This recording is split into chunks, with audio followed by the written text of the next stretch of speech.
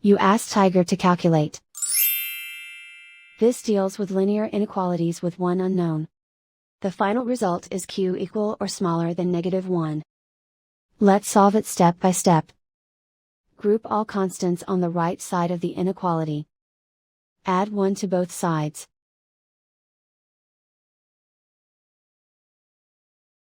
Simplify the arithmetic.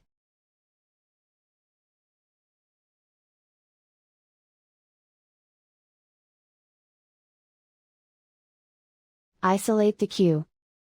Divide both sides by 18.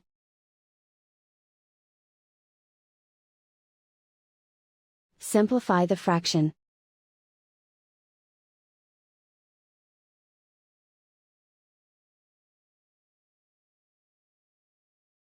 Plot the solution on a coordinate grid.